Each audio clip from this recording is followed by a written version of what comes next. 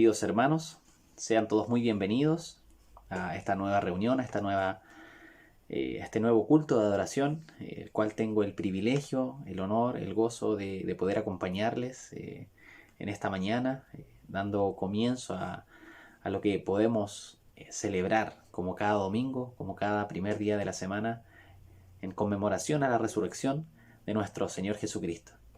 Así es que le invito a que pueda juntarse junto a su familia, junto a sus seres queridos que están ahí en su hogar, o donde quiera que estén viendo esta transmisión, para juntos poder cantar, para juntos poder ser expuestos a la predicación de la palabra de nuestro Señor y, por supuesto, darle honra, honor y gloria al único Dios verdadero. Le invito a que pueda abrir las Escrituras y quiero dar lectura a un hermoso pasaje que se encuentra en el libro de en la carta, que le envía el apóstol Pablo a los Efesios. Epístola del apóstol Pablo a los Efesios, capítulo 1, versículo 3. Este es un pasaje muy conocido, así es que vamos a darle lectura. Y dice así, versículo 3: Bendito sea el Dios y Padre de nuestro Señor Jesucristo, que nos bendijo con toda bendición espiritual en los lugares celestiales en Cristo, según nos escogió en Él antes de la fundación del mundo para que fuésemos santos y sin mancha delante de Él, en amor, habiéndonos predestinado para ser adoptados hijos suyos por medio de Jesucristo, según el puro afecto de su voluntad, para alabanza de la gloria de su gracia, con la cual nos hizo aceptos en el amado. Mis hermanos, con cuán pocas palabras podemos encontrar cuánta hermosura, cuánta verdad, cuánta teología podemos extraer de este pequeño pasaje, de esta pequeña porción. Bendito sea el Dios y Padre de nuestro Señor Jesucristo, que nos bendijo, que nos escogió según el puro afecto de su voluntad. ¿Para qué? Para alabanza de la gloria de su gracia, con la cual nos hizo aceptos en el amado.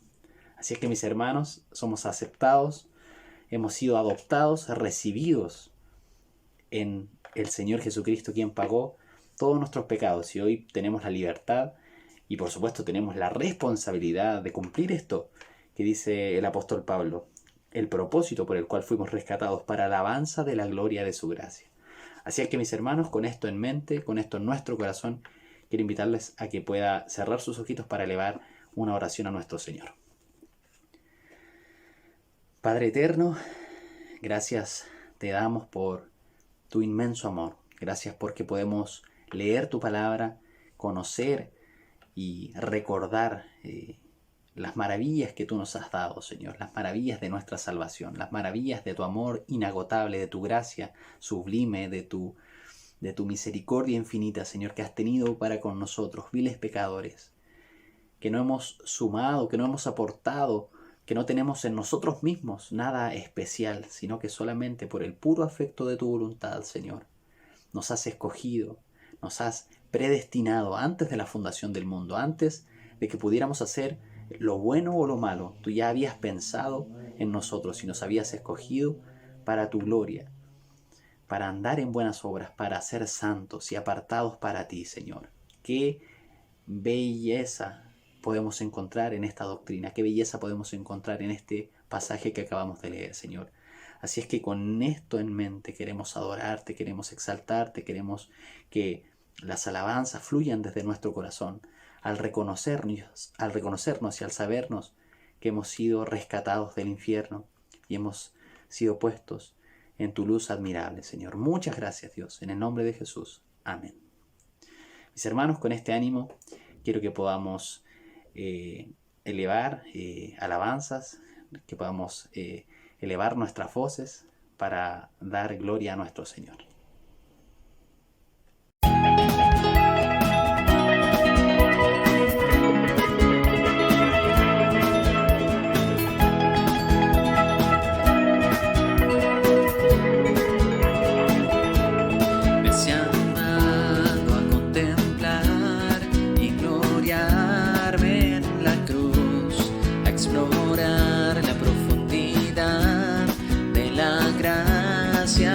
Jesús, donde tu gran amor mi gran culpa perdonó. Tu bondad me abrazó. Mi corazón se llena hoy de 1000 canciones para ti, para alabar a mi Señor, que en una cruz murió por mí. Muestra la gloria y la hermosura de la cruz.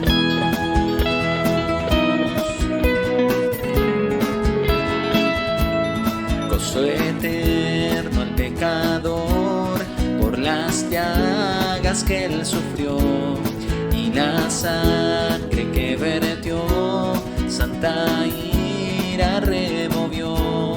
El coro terrenal se une al celestial, gloriándose en su Redentor. Mi corazón se llena hoy de 1000 canciones para ti, para alabar a mi Señor, que en una cruz murió por mí. Muestra la gloria y la hermosura. Muestra la gloria y la hermosura. Muestra la gloria y la hermosura. Muestra la gloria y la hermosura. Mi corazón se llena hoy de 1000 canciones para ti, para alabar a mi Señor, que en una cruz murió por mí. Mi corazón se llena hoy de 1000 canciones para ti, para alabar a mi Señor, que en una cruz murió por mí. Muestra la gloria y la hermosura de la cruz.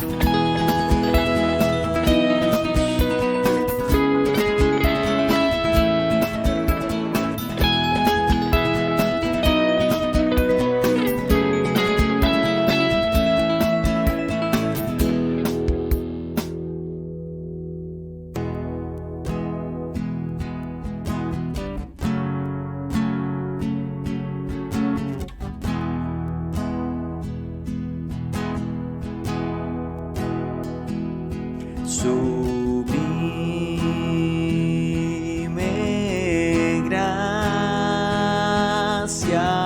del Señor, que a un infeliz salvó.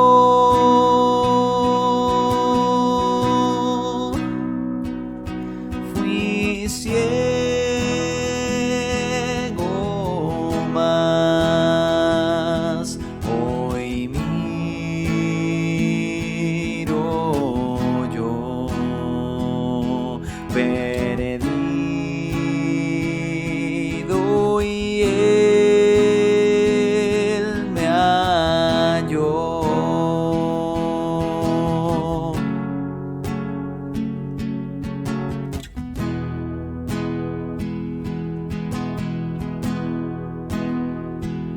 Su gracia me enseñó a temer mis dudas ahuyentó.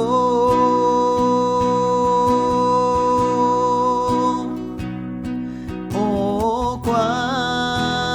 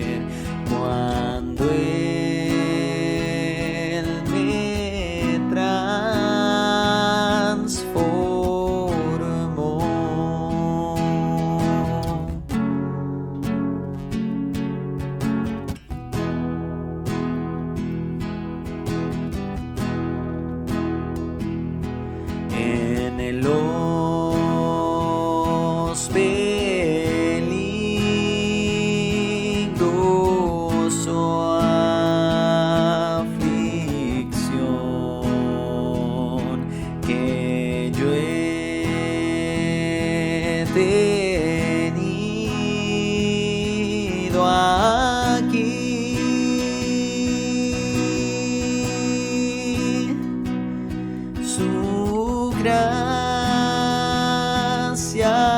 siempre me libró y me guiará feliz.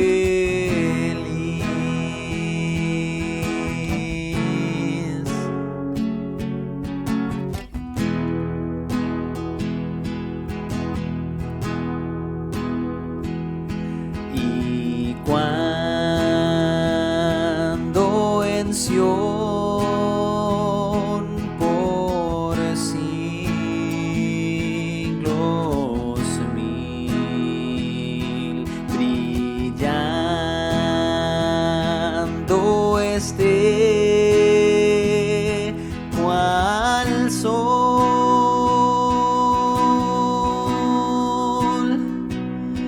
yo cantaré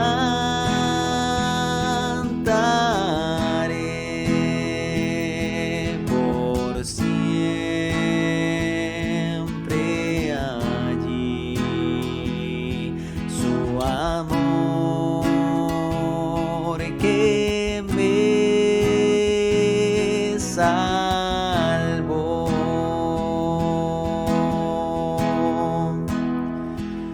Su amor que me salvó. Su amor que me salvó.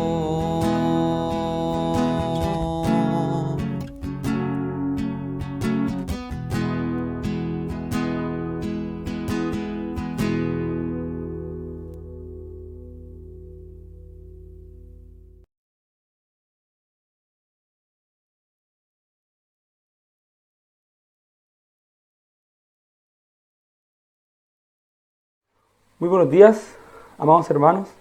Es una bendición para mí poder estar junto a ustedes a través de estos medios digitales, poder exaltar el nombre del Señor a través de la alabanza, a través del acompañamiento de nuestros hermanos.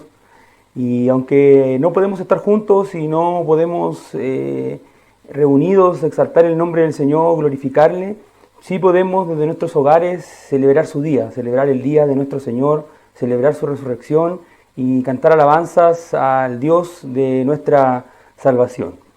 Es realmente una bendición para mí en esta mañana poder compartir la palabra del Señor. Es un privilegio enorme y agradezco a Dios por su misericordia.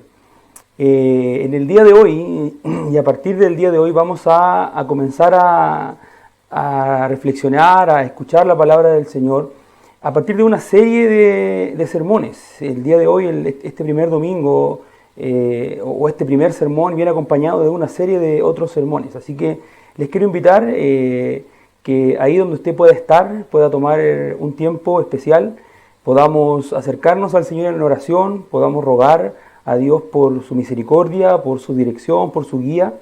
Podamos pedir que su Espíritu Santo asista a nuestras vidas, nuestras mentes, nuestros corazones, para poder escuchar su palabra y de esa manera su palabra pueda transformar nuestra mente, transformar nuestro corazón.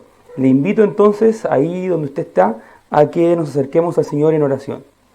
Padre, te damos gracias en este momento por tu infinito amor, por tu infinita misericordia.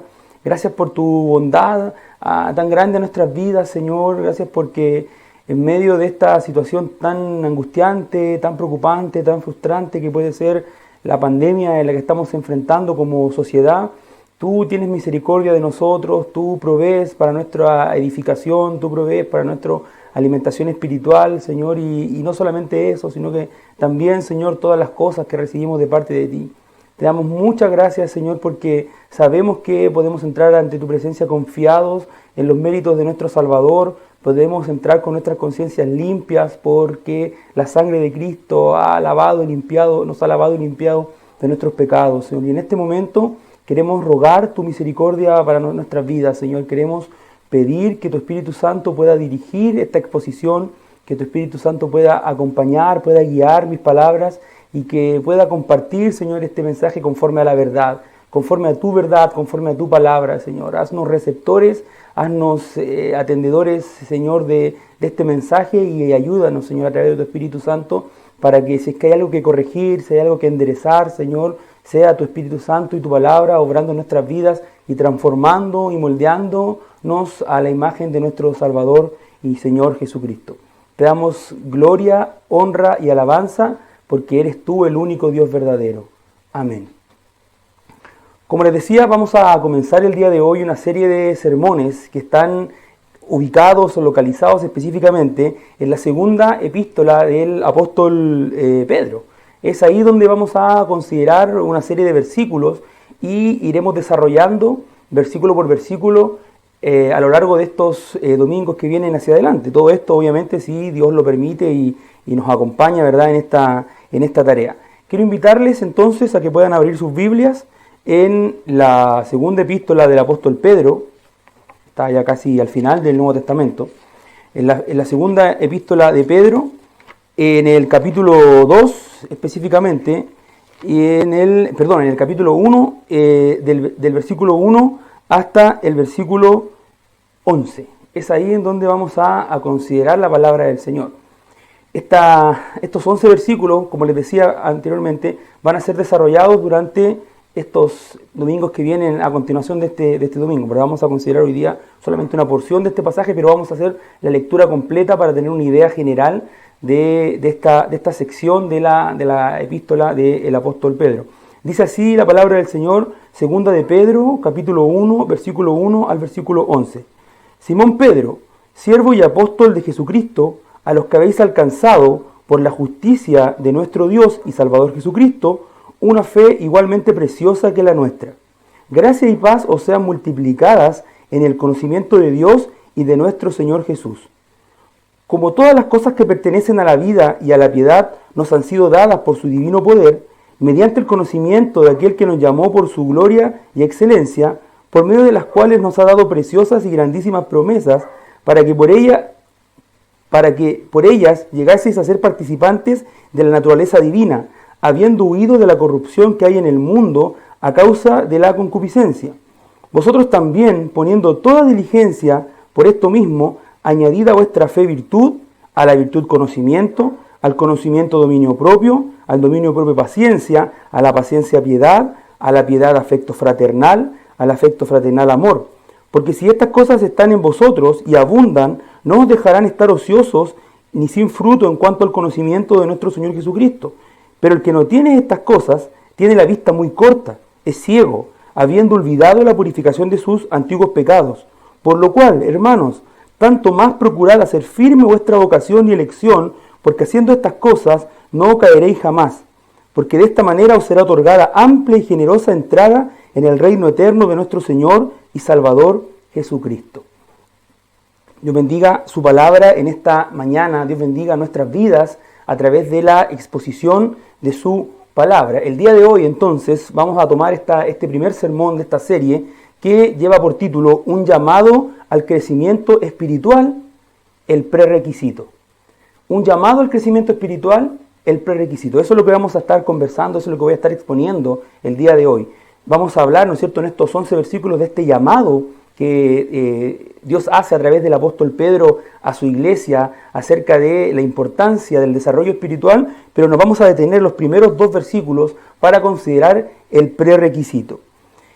El crecimiento espiritual, que es el tema, el desarrollo espiritual, la madurez espiritual, es un tema trascendental, el crecimiento, el desarrollo. En los seres humanos, en nuestra vida como seres humanos, es un aspecto fundamental de nuestra existencia. Nadie podría decir lo contrario, nadie podría cuestionar aquello. Desde la concepción del ser humano comienza un proceso de desarrollo que va acompañado del crecimiento, es un continuo. Esto se va avanzando, ¿verdad? Desde, como les decía, desde la concepción hasta el tiempo que llega el parto, ¿verdad? Donde es coronado este proceso, donde hay un continuo desarrollo, un continuo crecimiento, los que han tenido la oportunidad, la bendición de Dios de ser padre, y sobre todo con la tecnología en la actualidad podemos ir viendo desde ese huevito, ¿no es cierto?, de ese cigoto, cómo se va transformando y cómo se va formando esa persona ahí dentro del vientre de la mamá, de la madre, y cómo van apareciendo sus primeros miembros, ¿verdad? Se van formando internamente sus órganos, van desarrollando un montón de aspectos en el vientre de la madre hasta el punto justamente del nacimiento, hasta el momento del parto. Y una vez que el recién nacido también ha salido del vientre, este proceso no se detiene, todo lo contrario, todo lo contrario. La pediatría, que es la rama de la medicina que estudia el desarrollo, ¿no es cierto?, de los niños y sus enfermedades, etcétera, nos dice que el desarrollo de un bebé, de un recién nacido, de una guagua, como nosotros decimos en lenguaje más coloquial, se puede dividir en al menos 4 áreas diferentes. Hablamos del desarrollo cognitivo, hablamos del desarrollo lingüístico, hablamos del desarrollo motor y del desarrollo social. Y cada una de estas áreas, el área cognitiva, lingüística, motora, social, presenta cada una de ellas hitos o comportamientos esperados dentro del desarrollo. ¿Ya? El bebé a los tantos días ya hace, ¿no es cierto?, desde el punto de vista cognitivo esto, desde el punto de vista lingüístico esto, desde el punto de vista motor de esto, ¿no es cierto?, desde el punto de vista social, ¿verdad? Cada una de estas áreas tienen, por así decirlo, hitos que van marcando, que van definiendo el desarrollo de los recién nacidos o de los bebés. Y estos hitos nos van manifestando a través de su presencia o ausencia si el desarrollo del bebé es conforme a lo esperado, ¿verdad? Se nos dice de 0 a tantos años el bebé debería hacer esto y esto, después, ¿no es cierto?, de 4 a 6 meses debería hacer esto, y nos van marcando la presencia, la ausencia, si ese desarrollo es esperado, si incluso manifiesta algún tipo de retraso, y ahí evidentemente el doctor, ¿no es cierto?, pone en observación al pequeño y se desarrollan probablemente exámenes o lo que sea, el procedimiento que corresponda, y de igual manera a veces manifiesta, ¿no es cierto?, la ausencia de estos hitos, que no hay avance alguno en el desarrollo de los pequeños. De manera similar a esta concepción, ¿no es cierto?, biológica, o este entendimiento acerca del desarrollo de los pequeños, existen hitos o comportamientos esperados relacionados con el crecimiento espiritual del cristiano. El ser humano renacido de una condición de muerte y de condenación, a través de estos hitos de desarrollo, si podríamos decirlo de alguna manera, va manifestando la madurez de su carácter. Va manifestando la madurez de su carácter como hijo de Dios, va manifestando la conformidad de su vida a la imagen de nuestro Señor y Salvador Jesucristo. Y de igual manera, en algunos casos, ¿no es cierto?, estos hitos, por decirlo de alguna manera, estos comportamientos también manifiestan la veracidad de nuestra fe. Si no tenemos ningún fruto de nuestra conversión, de nuestra salvación, si no manifestamos ningún crecimiento espiritual, en muchas oportunidades eso también puede ser una manifestación de la veracidad o no de nuestra fe.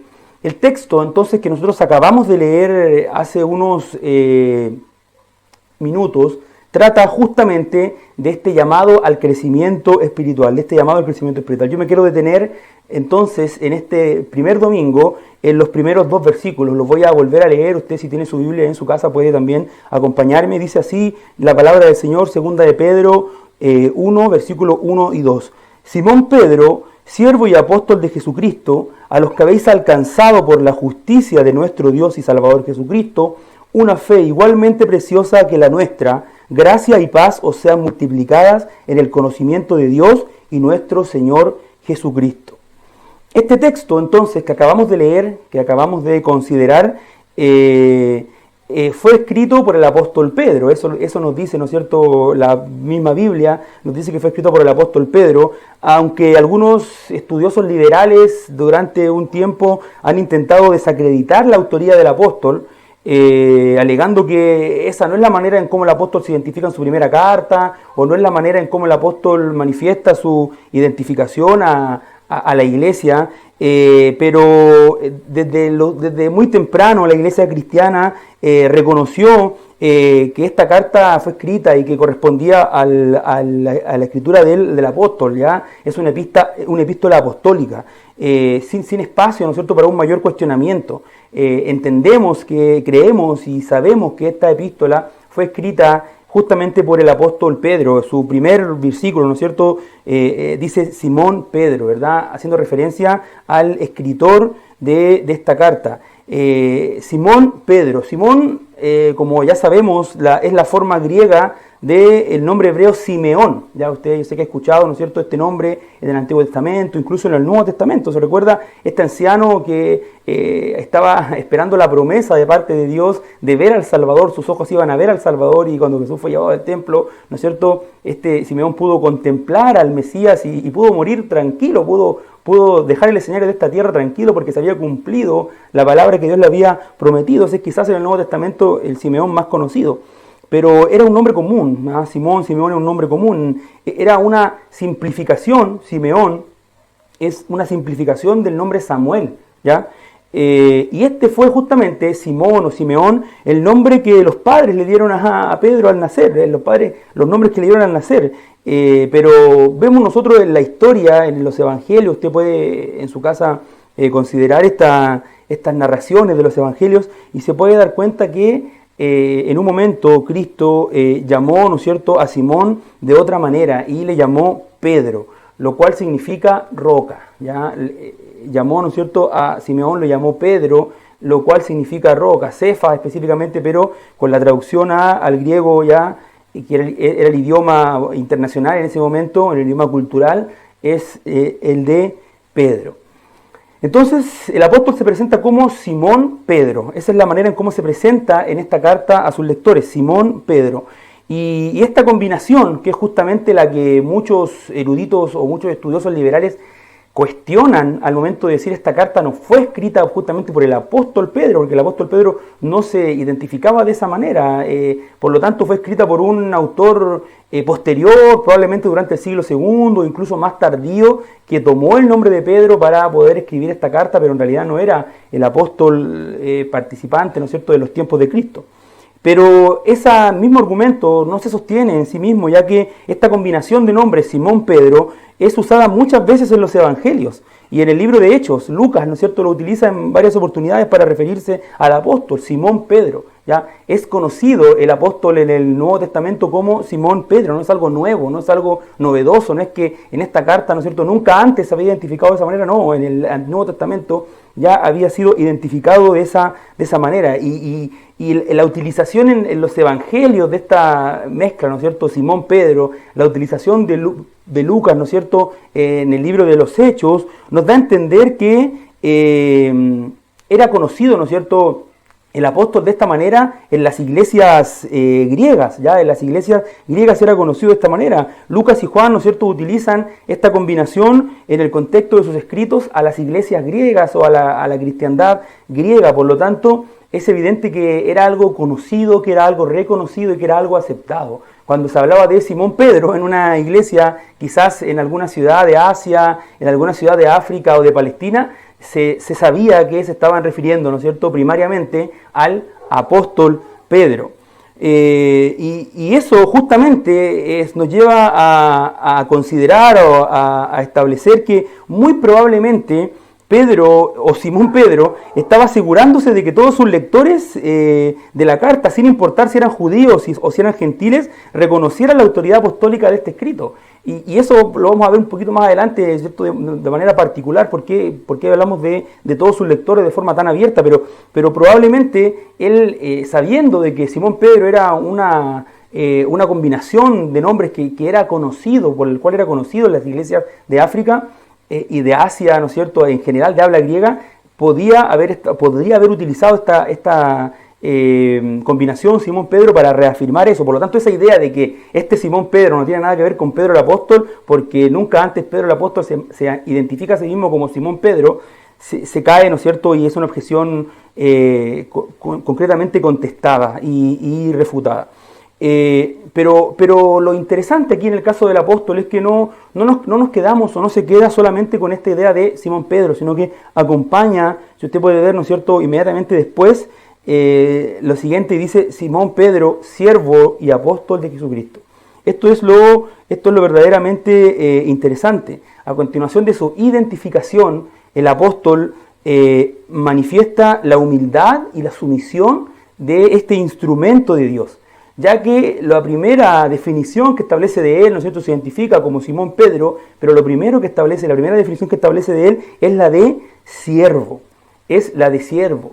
Aunque evidentemente cuando usted lee el Nuevo Testamento, cuando usted lee los evangelios, fundamentalmente el libro de Hechos, donde se narra la historia, ¿no es cierto?, de los primeros cristianos, usted se puede dar cuenta que justamente Pedro desarrolló un liderazgo dentro de los dos apóstoles. Era quien desarrolló, ¿no es cierto?, un liderazgo especial, un liderazgo particular. No creemos, ¿no es cierto?, como la Iglesia Católica, que Dios le entregó a Pedro la misión de fundar la Iglesia Católica y entregar, ¿no es cierto?, la sucesión apostólica a cada uno de los miembros o de los obispos que venían después de él. No creemos eso, pero de igual manera podemos identificar o podemos darnos cuenta que existe en el Nuevo Testamento, ¿no es cierto?, un desarrollo y un rol de liderazgo del apóstol Pedro. Pero lo interesante, como le afirmaba, es que este líder de la iglesia, esta persona que estuvo con Jesucristo, que caminó sobre las aguas, ¿no es cierto?, que después Jesucristo le va a buscar cuando le ha negado y le restaura, que estuvo ahí en el monte de la transfiguración, que vio la gloria de Cristo, se identifica a él mismo para sus lectores y para la iglesia como siervo.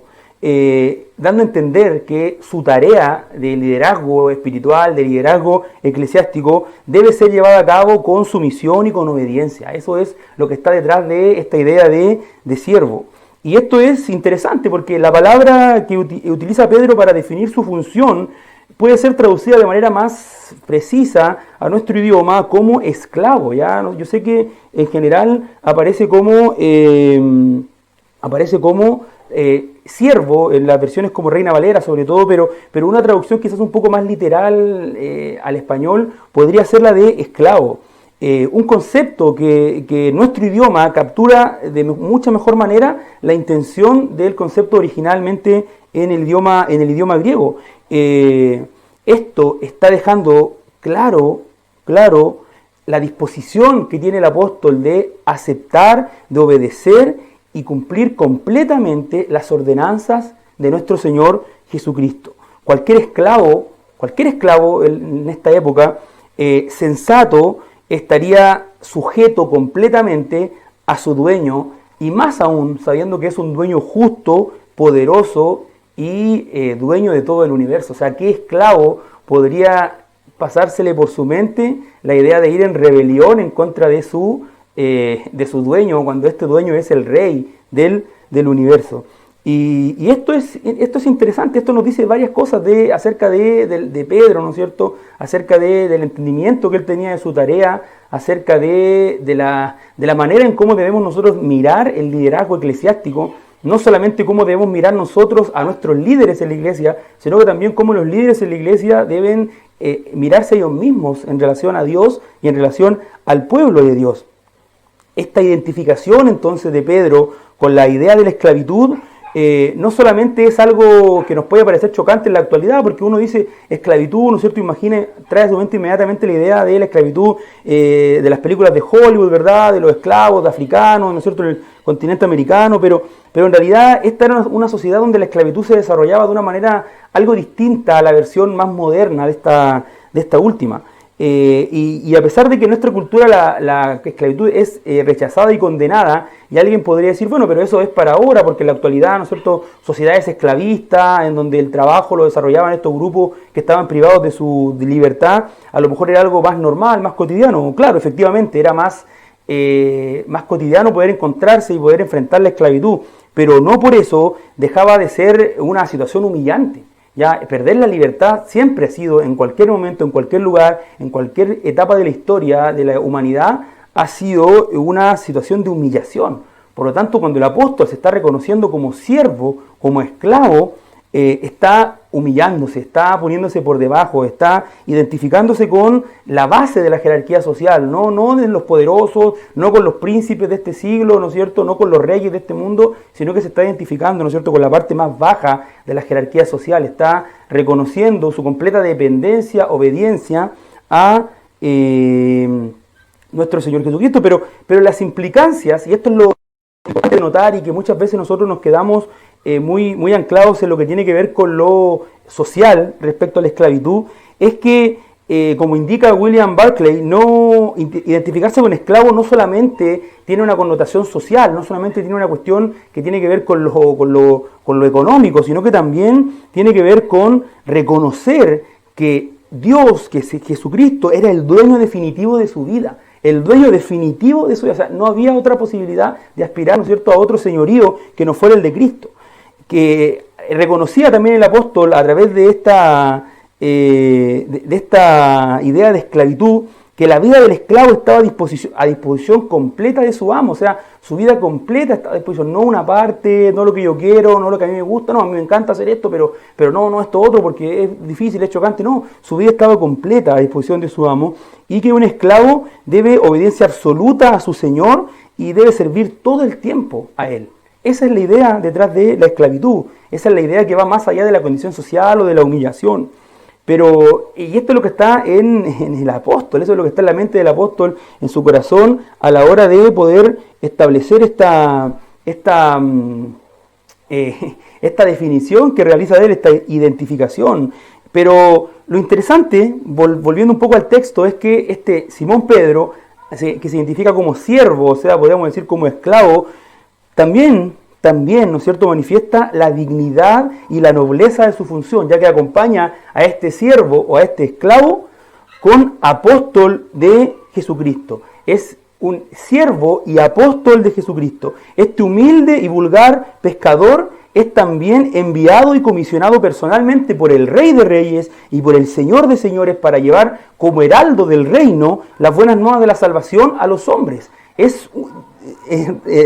Está depositada en él una nobleza impresionante, una dignidad impresionante, a la vez que se reconoce como un humilde siervo, como un humilde esclavo, y a la vez que rebaja, ¿no es cierto?, su condición de ser humano a la de servidor de Cristo, reconoce a la vez que ha sido depositado sobre él esta comisión, ¿no es cierto?, de ser un heraldo del Rey de Reyes y del Señor de Señores. Ha sido comisionado personalmente, un apóstol de Jesucristo, algo que en la actualidad muchos quieren imitar y muchos dicen, no, si a mí se me apareció el Señor, yo tuve en un sueño, una visión, aquí y allá, me ungieron aquí, me ungieron allá, pero nadie de todos estos, no quiero usar una palabra muy fuerte, pero nada de estos impostores, por decirlo de alguna manera, que quieren tomar para sí el oficio apostólico, pueden tener esta experiencia que tuvo el apóstol, lo que tuvieron los apóstoles verdaderos, que fueron comisionados por el Cristo mismo. Fueron comisionados por Cristo mismo. Pedro fue testigo y fue partícipe del ministerio de Cristo, de su muerte, de su resurrección. Estuvo ahí en el momento de la transfiguración. Y evidentemente es ahora designado por el Mesías príncipe como apóstol para la proclamación de la verdad del nombre de Cristo.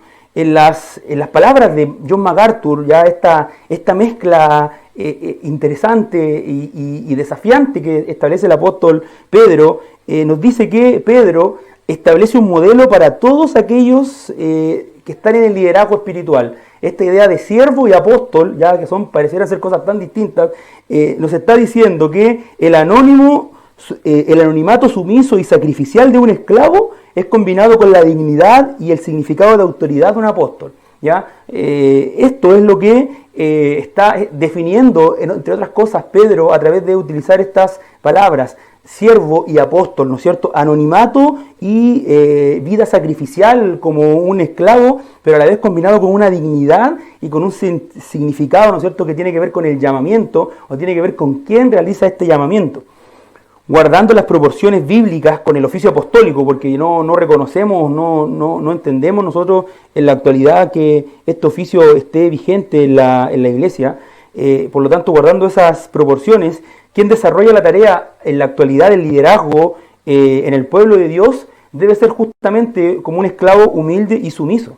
debe ser como un esclavo humilde y sumiso, pero a la vez estar consciente y ser valiente en la proclamación del Evangelio del Reino, ya que ha sido comisionado y enviado por nuestro Señor Jesucristo. Entonces, luego de identificarse y de manifestar su función en el pueblo, Pedro desplaza su atención desde él mismo, ¿no es cierto?, desde Simón Pedro, apóstol y siervo y apóstol, hacia los receptores de su epístola. Y aquí ya nos encontramos con algunos temas que son bien importantes de resaltar. A diferencia de la primera epístola, en esta segunda carta el apóstol no identifica a sus lectores, ya no va dirigida a un grupo en particular, de una región, de un lugar, a una iglesia en concreto, y muchos han discutido acerca de esto, muchos eruditos bíblicos han discutido acerca si justamente esta segunda carta va dirigida a los mismos receptores de la primera, es una continuación, o si simplemente va dirigida, ¿no es cierto?, al grupo general como creyentes, o a una región geográfica en particular. Y aunque el asunto de los destinatarios siempre es fundamental y es muy importante para entender una carta en el Nuevo Testamento, en esta ocasión fundamentalmente, y por alguna razón que desconocemos, el Espíritu Santo no le ha parecido bien dejar un registro. No le ha parecido dejar un registro para quién iba dirigida esta carta. Por lo que si la carta es una continuación de la primera carta, va dirigida a los mismos receptores, o si la carta es una carta escrita a la generalidad de la iglesia por parte del apóstol, no afecta en lo más mínimo en su validez del mensaje y del contenido que entrega este escrito. Así que lo que sí es muy importante es que, a pesar de que el apóstol no manifiesta cuál es la iglesia en particular, sí nos dice, ¿no es cierto?, que esta carta va dirigida a un grupo de personas en particular. Y esto es muy importante. Y esto es lo que yo quiero resaltar en esta mañana, y este es el prerequisito para el llamado al crecimiento espiritual. Este es el prerequisito para el llamado que Dios hace a su pueblo para el crecimiento espiritual. ¿A quién está dirigida esta carta? ¿A quién Pedro va a dirigir los siguientes capítulos, específicamente este capítulo 1, en donde va a ser este llamamiento al desarrollo y al crecimiento espiritual? Esta carta va dirigida a los que habéis alcanzado por la justicia de nuestro Dios y Salvador Jesucristo una fe igualmente preciosa a la nuestra. Esos son los receptores de la carta. Ese es el prerequisito, eso es lo que nosotros tenemos que tener claro a la hora de intentar cumplir, ¿no es cierto?, con esta demanda de santidad, con esta demanda de parte de Dios de desarrollo, de crecimiento espiritual. Antes de cualquier cosa, tenemos que haber alcanzado por la justicia de Cristo esta fe igualmente preciosa que la nuestra. Pero ¿por qué estas líneas son tan importantes? ¿Por qué yo llamo su atención para poder leer esto? Son muy importantes porque para poder tener un entendimiento correcto de las ordenanzas cristianas, de los mandatos cristianos, de las exhortaciones que Pedro incluye en esta carta, no podemos dejar estas líneas de lado, no podemos no entender este prerequisito. Este es un prerequisito fundamental. No podemos pasar al siguiente paso, no podemos pasar a la siguiente etapa en la vida cristiana si no dimos este primer paso decisivo y trascendental. Estas palabras donde el apóstol, ¿no es cierto?, llama la atención de sus lectores en estos 11 versículos, es para quienes son genuinamente hijos de Dios, para quienes han alcanzado por la justicia de nuestro Dios y Salvador Jesucristo una fe igualmente preciosa a la nuestra. Eso es lo que el apóstol establece como un prerequisito. Y esto no es algo menor, amados hermanos, esto no es algo menor, no es algo de menor importancia. ¿Quién pueda decir y pensar que esto es una condición demasiado básica para considerarla? O sea, ¿cómo vamos a hablar de que si es salvo o no es salvo? Pero vamos a ver a lo largo de la exposición de estos siguientes sermones, si Dios así lo permite, que esto es clave para poder entender correctamente este pasaje y toda la carta. Entonces, los destinatarios son los que han sido los que habéis alcanzado, ¿no es cierto? Los destinatarios son los que han sido salvados de la condenación y de la ira, ¿no es cierto?, de la maldición del pecado por la soberana misericordia de Dios, ¿no es cierto? Los que habéis alcanzado, eso es lo primero que vamos a considerar, los que habéis alcanzado. Esto significa literalmente, aunque usted no lo vea ahí de manera, ¿no es cierto?, evidente, pero significa literalmente que la salvación es un regalo de Dios.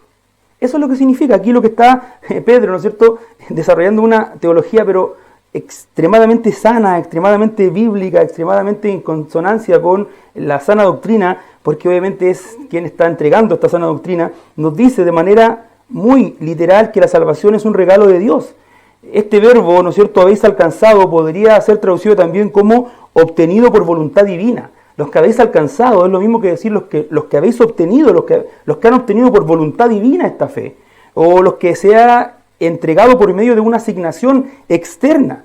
La idea en la mente de Pedro y estas palabras que utiliza es que no estamos hablando cuando habéis alcanzado, cuando dice los que habéis alcanzado, no está hablando, ¿no es cierto?, de un objetivo que alguien alcanzó por medio de la consecución de logros personales, a través de esfuerzo, a través de sacrificios orientados al cumplimiento de ese objetivo, sino más bien la palabra que utiliza Pedro, el verbo que utiliza en griego, está asociado a recibir algo por voluntad ajena, distinta a la propia. En otras palabras, los que recibieron los lectores de Pedro no fue el producto del esfuerzo humano, no fue el producto del esfuerzo humano. La dignidad personal o la introspección, no es que me esforcé o no, yo soy una persona muy digna, o sea, no merezco nada menos que la salvación, o no, yo hice una introspección, ¿no es cierto?, me analicé mi vida, mi caminar y de verdad me di cuenta en un momento que es necesario hacer un cambio, una reorientación. No. Es más bien la idea de alguien que recibe algo por voluntad ajena, distinta a la propia. Es producto de la soberanía del Dios que tiene misericordia de quien quiere tenerla. Eso es lo que han alcanzado, lo que habéis alcanzado. Es lo que ha otorgado Dios, lo que habéis alcanzado, o sea, lo que Dios les ha otorgado, lo que Dios les ha regalado. Descartamos de plano cualquier espacio para el mérito humano, para la capacidad humana, para cualquier vanagloria que pueda tener. Ya dice, ¿no es cierto, Romanos, el que obra, ¿no es cierto?, y recibe el salario, no hay gracia, está recibiendo lo que merece, pero el que recibe, ¿no es cierto?, sin haber hecho nada, ese es el que recibe, ¿no es cierto?, con gracia. Esa es la manifestación de la gracia. Ahora la pregunta es, ¿qué fue lo que recibieron estos lectores? ¿O qué fue lo que recibieron estas personas?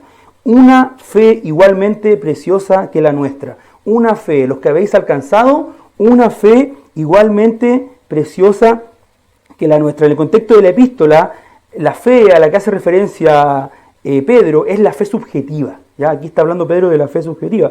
¿Qué es la fe objetiva? Es el conjunto, ¿no es cierto?, de todas las enseñanzas, ¿no es cierto?, de toda la doctrina cristiana, ¿no es cierto?, como fe, ¿no es cierto?, la fe cristiana. Esa es la fe objetiva. Pero Pedro aquí, por el contexto de la epístola, se está refiriendo a la fe subjetiva. Es decir, aquí, en otras palabras, a la certeza inquebrantable que Jesús entregó su vida como ofrenda al Padre por los pecados personales y que siendo, por mérito propio, merecedor del infierno eterno, ahora por la gracia y misericordia de Dios somos herederos de la gloria eterna. Ese convencimiento, esa certeza que hemos recibido y que nos ha permitido, previo, ¿no es cierto?, a la regeneración, ser parte del pueblo de Dios, ser parte del cuerpo de Cristo, esa certeza, ese convencimiento inquebrantable es lo que estas personas recibieron de parte de Dios. La fe como un don de Dios, la fe como un regalo de Dios, no como un esfuerzo humano, no como un mérito, no como algo que Dios premia. No, si tú tienes fe, Dios te va a premiar. No tienes que hacer nada más, dicen algunos. No tienes que portarte bien, no tienes que hacer buenas obras, solo tienes que tener fe. Y si tú tienes fe, Dios te va a premiar con la salvación. No, amados hermanos, no. No es un error. La fe no es el premio, no es para que Dios nos premie la salvación. La fe es el medio por el cual Dios nos salva, pero a la vez es un regalo, un don de Dios. Le invito a leer Efesios, le invito a leer Romanos para que pueda aclarar. De repente nos queda, ¿no es cierto?, esa idea de que la fe es algo que Dios premia, a nosotros no. La fe es algo que Dios nos pone, nos regala, en este caso la fe subjetiva.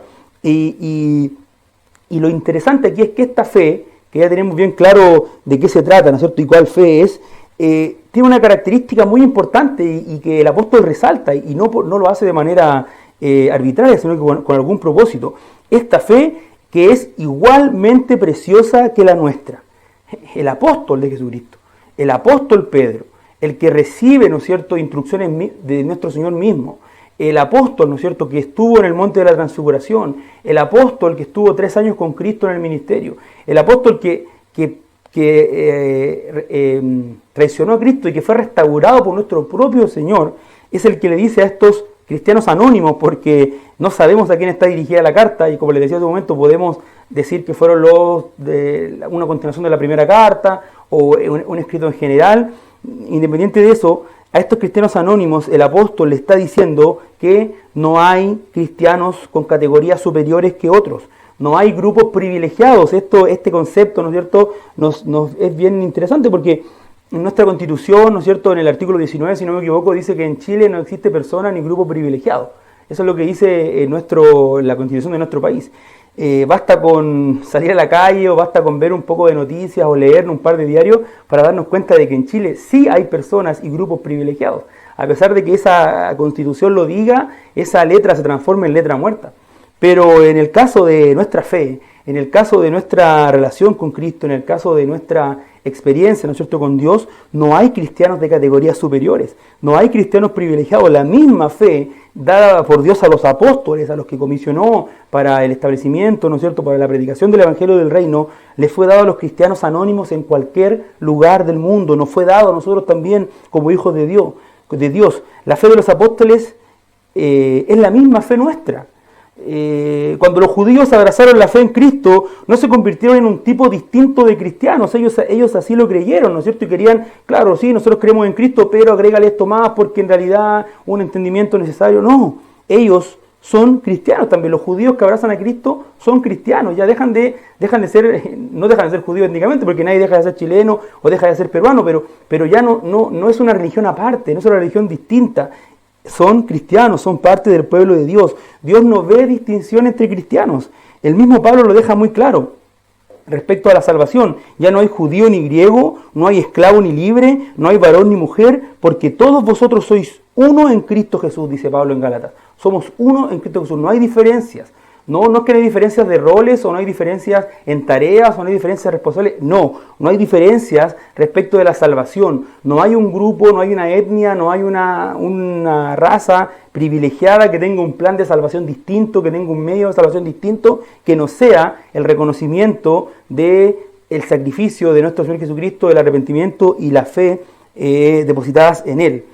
Y es muy probable, amado hermano, por la historia del Nuevo Testamento, que el apóstol haya tenido en mente todavía resonando los conflictos entre los creyentes griegos y los creyentes judíos, a los cuales tuvo que hacer frente en más de una oportunidad cuando tuvo que, ¿no es cierto?, cuando tuvo que ir a predicar a Cornelio, algunos tuvo que dar una explicación, ¿no es cierto?, cuando tuvo que hablar en el Concilio de Jerusalén, ¿no es cierto?, cuando respecto a si el Evangelio era predicado o no a los gentiles. De cualquier manera, estos conflictos habían estado presentes en la vida de Pedro, por lo tanto es muy probable que está diciendo, bueno, ojo, esta fe es igual que la nuestra, la fe de ustedes es igual que la nuestra, la fe de los cristianos de China, de los cristianos de África, de los cristianos de donde sea, es la misma fe de los apóstoles, porque es la fe dada por Dios. No tiene favoritos Dios basados en su origen étnico. Él concede a todos los escogidos la misma fe con todos sus privilegios. Eso es muy importante manifestarlo y entenderlo. Y de la misma manera, amados hermanos, como esta fe le fue dada a quienes habían de creer para que creyeran, la justicia también de nuestro Dios y Salvador Jesucristo es dada también por nuestro Dios. Así como Dios nos concede la fe para que podamos creer, de la misma manera también nos concede la justicia de Cristo para que podamos ser considerados justos ante su presencia. La justicia es atribuida por Dios al pecador. La justicia es atribuida por Dios al pecador. Sin esa justicia, sin la justicia de Cristo, ningún hombre, ninguna mujer podría jamás estar en comunión con Dios. Nadie. Ni por sus buenas intenciones, ni por sus buenos deseos. No, que yo amo tanto a Cristo, mi amor es tan sincero. Pero no basta solamente con la sinceridad, ¿no es cierto? La Biblia establece cuáles son los requisitos para estar en comunión con Cristo. ¿Cuáles son los requisitos? Santidad a Jehová. Ese es el requisito para estar en comunión con Cristo. Cristo entonces llevó sobre sus hombros en la cruz los pecados de quien Él iba a permitir que creyeran. A quienes Él les concedería el don de la fe. Sobre sus hombros llevó los pecados de ellos. Y a la vez Dios imputó la justicia perfecta de Cristo al pecador. ¿Qué quiere decir imputó? Le atribuyó al pecador la justicia de Cristo. Viendo, ¿no es cierto?, a este último, al pecador, viendo al pecador, nuestro Dios, a través de los méritos de Cristo, a través de los méritos de Cristo, y permitiéndole de esa manera estar en perfecta comunión con el Padre. O sea, la justicia de Cristo le fue imputada, le fue atribuida al pecador, le fue imputada, le fue atribuida al pecador. Y de esa manera, Dios es a la vez un Dios justo y a la vez también es quien justifica al pecador. Es importante entonces notar esta idea de que tanto la fe como la justicia del creyente provienen de Dios, son un regalo de Dios, no es una cuestión que tenga que ver con nuestra capacidad, con algo que nosotros podamos alcanzar, con esta idea, ¿no es cierto?, de que yo voy acumulando cosas buenas, cosas malas, en un momento las cosas buenas compensan las cosas malas. No, nuestra justicia es entregada por Dios. Y es importante notar que en estas líneas, toda esta obra, Pedro se la atribuye a Jesucristo en calidad de Dios, ¿no es cierto? Algunos intentan ahí traducir a Dios y al Salvador, pero no, la mejor traducción, ¿no es cierto?, de este texto es justamente nuestro Dios y Salvador Jesucristo. Nuestro Dios y Salvador Jesucristo. A los que habéis alcanzado por la justicia de nuestro Dios y Salvador Jesucristo una fe igualmente preciosa que la nuestra. Por la justicia de nuestro Dios y Salvador Jesucristo. Él es la fuente de nuestra justicia. Él es la fuente de nuestra justicia. Cristo es Dios y no menos que eso. No podemos conformarnos con algo menos que eso. No, Cristo es Dios y no menos que eso. En el Nuevo Testamento, amado hermano, no hay ningún espacio. No hay ningún espacio, amado hermano, se lo digo sinceramente, estudie el Nuevo Testamento completo, de Mateo a Apocalipsis, y usted se da cuenta que no hay ningún espacio para algún tipo de herejía respecto a la naturaleza de Cristo. No hay espacio. Es la impiedad del corazón del ser humano, es la maldad del hombre la que ha llevado a distintas personas, a Arrio, a Sabelio, ¿no es cierto?, y un montón de otros herejes más, a negar la deidad de Cristo, a negar su naturaleza divina. No es algo que está presente y que no hay ningún espacio. Hay aspectos que podemos discutir, quizás de la doctrina, ¿no es cierto?, que le puede parecer a usted un detalle aquí, un detalle allá, y podemos incluso estar en desacuerdo y continuar en comunión.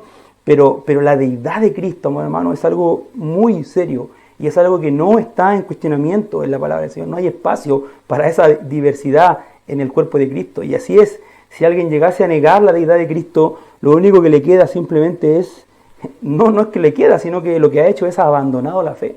Ha abandonado la fe. Y si eso es definitivo, quiere decir que nunca ha abrazado la fe. Quiere decir que nunca ha abrazado la fe. Por lo tanto, Cristo, nuestro Salvador, nuestro Señor, nuestro Mesías, es también nuestro Dios. Es nuestro Dios quien, a través de su obra salvífica y a través de la operación del Espíritu Santo, nos aplica la fe, nos aplica la justicia proveniente de su sacrificio perfecto, Y el último versículo de este capítulo 1, ¿no es cierto?, dice: gracia y paz os sean multiplicadas en el conocimiento de Dios y de nuestro Señor Jesús. Gracia y paz, dice John MacArthur, es el reino donde viven los creyentes justificados. Gracia y paz es el reino donde viven los creyentes justificados. Los creyentes reciben el perdón de sus pecados, recibimos el perdón de nuestros pecados. Y la paz de Dios en cada prueba, en cada acontecimiento, en cada dificultad que enfrentamos, está ahí para nosotros la paz de Dios. Está ahí para nosotros la paz de Dios, esa paz que sobrepasa cualquier entendimiento, porque ¿cuál podría ser el problema más grande del ser humano? ¿Cuál podría ser la situación que nos quite el sueño, ¿no es cierto? Estar enemistados con nuestro Creador. Estar enemistados con Dios, con el Dios del universo, con el Dios Todopoderoso. Eso es, evidentemente, lo que nos podría traer la mayor preocupación, la mayor angustia. Cualquier otra situación no es comparada, ¿no es cierto?, con estar en enemistad con Dios. Cuando usted tiene un problema con alguien y esa persona es justamente alguien que tiene más poder que usted, que tiene más influencia que usted, es un problema, ¿verdad? Es un problema estar enemistado en el trabajo con el jefe, es un problema estar enemistado en la familia con alguien, ¿no es cierto? Pero cuando ya hemos resuelto nuestra situación con Dios, que es el Dios del universo, que es el Dios todopoderoso, ya lo único que queda para nosotros es paz. Por lo tanto, el deseo del apóstol es que esta experiencia de perdón y de misericordia, que trae como consecuencia la paz de Dios, se multiplique, como dice el texto, o en otras palabras, abunde en la vida del creyente. sea una experiencia continua. Esta gracia y esta paz provienen única y exclusivamente, esta gracia y esta paz, este sobreabundar en la gracia y en la paz, proviene única y exclusivamente a través de el conocimiento de Dios y nuestro Señor Jesús. A través del conocimiento de Dios y de nuestro Señor Jesús es que podemos sobreabundar, podemos ser multiplicados en gracia y en paz. Y esta es la pregunta, volviendo un poco al tema del principio, que yo les decía como tema trascendental y como prerequisito para el entendimiento posterior de estos versículos. ¿Cómo puede alguien que no conoce el perdón de Dios en su vida disfrutar de la gracia y la misericordia? ¿Cómo puede alguien que no ha experimentado el perdón de Dios disfrutar de la gracia y la misericordia? ¿Cómo le puedo decir yo gracia y paz a alguien que no ha experimentado el perdón y la misericordia de Dios? ¿Cómo puede un hijo de ira, cómo puede un enemigo de Dios disfrutar de la paz de Dios? ¿Cómo puedo decirle yo a alguien que vaya en paz con Dios si es un hijo de ira y si es un hijo de desobediencia? Si es un enemigo de Dios, no está en paz con Dios. Estas bendiciones están reservadas para nosotros, para los hijos de Dios, quienes conocen a Dios y quienes conocen a Cristo y no conocen acerca de Dios o no conocen algo de Dios, sino que conocen a Dios, conocen a Cristo. Esto es un tipo de conocimiento distinto simplemente a una cuestión netamente intelectual o netamente emocional. El conocimiento que deriva de la salvación no es una mera intuición, no es simplemente una intuición que yo tengo, no es una emoción, sino es una comprensión de la verdad que está derivada y basada en el Evangelio, que proviene de la palabra de Dios y que es aplicada en la vida del creyente a través del Espíritu Santo. Es una cuestión sobrenatural, es una cuestión sobre todo este conocimiento, ¿no es cierto?, de Dios. No es simplemente un esfuerzo intelectual que nosotros podamos hacer, o no es simplemente una cuestión de intuición, o un sentimiento, una emoción, que no, es que yo hoy conozco a Dios porque en los cultos, ¿no es cierto?, lloro y me tiro al suelo y siento la presencia y que me corre por la espalda. No, amados hermanos, no es eso lo que está a lo que se refiere o a lo que apunta. Este conocimiento no es tampoco una experiencia aislada que se da en algún momento de la vida del creyente. Yo en el año 1900 conocí a Dios y de ahí, bueno, ahora he estado un poquito flojo, de ahí que no voy a la iglesia, de ahí que no tengo, ¿no es cierto?, comunión con los hermanos, en realidad no manifiesto ningún fruto, pero yo recuerdo en ese momento, incluso lo anoté en mi Biblia, porque en la primera hoja de la Biblia aparece ahí cuando yo conocí al Señor y por lo tanto ahí me recuerdo y sigo adelante. No. Es más bien un deber constante, es una experiencia continua. El conocimiento de Dios es una experiencia continua que mientras es más vivida por el cristiano, mientras yo más estoy conociendo a Dios, más necesito experimentar eso, más necesito experimentar ese conocimiento. No hay excusas para no abundar en la gracia y en la paz. En el camino del conocimiento cristiano no hay excusa, no hay ninguna excusa para que nosotros podamos sobreabundar en la paz. Hay razones. ¿Cuáles son esas razones? Somos negligentes, somos flojos muchas veces, no estamos lo suficientemente comprometidos, que eso en el contexto de este escrito nos va, ¿no es cierto?, a llamar a la reflexión en algún momento, al análisis, ¿no es cierto?, de nuestra vida, pero son razones, pero no son excusas. No son excusas. Cuando Richard Baxter, el predicador puritano, invitó a su congregación a esforzarse en conocer a Dios, él predicaba en un lugar muy pobre, muy humilde en Inglaterra, y hizo un llamado a su congregación a esforzarse para conocer a Dios. La congregación le contestó lo siguiente, miren lo que le dijo: nosotros no somos personas letradas y por lo tanto Dios no exigirá mucho conocimiento de nosotros. Nosotros no somos sabios según el mundo, no hemos estudiado, apenas sabemos leer y escribir, por lo tanto no nos va a pedir Dios que nosotros podamos conocerle mucho a Él, basta con lo que nosotros podemos dar como personas, ¿no es cierto?, humildes que somos. Baxter, entre otras cosas, replicó lo siguiente: Dios les ha aclarado su voluntad en su palabra. Él les ha dado maestros y muchas otras ayudas para que no tengan excusa si son ignorantes. Y aunque no sean eruditos, tienen la obligación de saber cómo ser cristianos. Ustedes pueden encaminar sus almas hacia el cielo en su lengua materna, aunque no tengan conocimiento del hebreo o del griego, pero si permanecen en la oscuridad de la ignorancia, nunca van a encontrar este camino. No, es que yo como voy a estudiar la Biblia, si yo no sé griego, no sé hebreo, no lo puedo hacer. pero tenemos la Biblia en nuestro idioma materno. Estudiábamos la semana pasada, o esta semana que está pasando, ¿no es cierto?, con nuestro hermano Alberto, cómo era la Biblia antes de la Reforma, ¿no? No estaba en el idioma. Cuando hablamos de los pre-reformadores también no estaba en el idioma. Estos hombres tuvieron que pagar con su vida el atrevimiento de decirle a la Iglesia Católica: vamos a poner la Biblia en el idioma de la gente. Ya había un documento oficial de la Iglesia, ¿no es cierto?, un concilio, el que había condenado y prohibido que la Biblia estuviera en el idioma de la gente. Ahora que tenemos la Biblia en nuestra lengua, no podemos tomar excusas, amados hermanos, de no conocer a Dios y no sobreabundar. Y ya para terminar esta exposición, amados hermanos, en los versículos posteriores, nos vamos a dar cuenta en las semanas que vienen, si Dios así lo permite, el apóstol va a llevar a cabo un llamado fundamental para el cristiano. El llamado al crecimiento espiritual, a la madurez del carácter, a la santificación. Pero una cosa debemos tener muy en claro antes de pasar a esa siguiente etapa, a ese siguiente entendimiento. Ya que Pedro lo tuvo desde el principio claro y sabía a quién estaba dirigiendo sus palabras. Solo quienes han alcanzado la fe dada por Dios, a quienes Dios ha rescatado de las tinieblas, quienes han sido bendecidos con el don de la fe, quienes han sido salvados y justificados por los méritos de Cristo, solo a quienes Dios ha atribuido la justicia del Salvador, solo quienes disfrutan de la gracia bendita, que es el perdón de los pecados, que libera de la condenación, que renueva la misericordia de Dios sobre las cabezas de sus hijos, quienes disfrutan la paz con Dios, quienes han dejado atrás la enemistad con su Creador, quienes han dejado de ser hijos de ira y enemigos de Dios, solo aquellos que comparten una misma fe, quienes han sido rescatados de la condenación por un mismo Salvador, quienes conocen al Dios verdadero, quienes se relacionan con el Dios, con su Dios.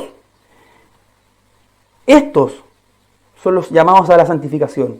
Estos son los llamados al crecimiento espiritual. Estos son los llamados al desarrollo de una vida cristiana. Estos son los llamados. No luche con sus propias fuerzas. No intente porque le parece atrayente este mensaje, porque le parece lógico, porque le parece coherente, porque le parece interesante, hacerlo con sus propias fuerzas.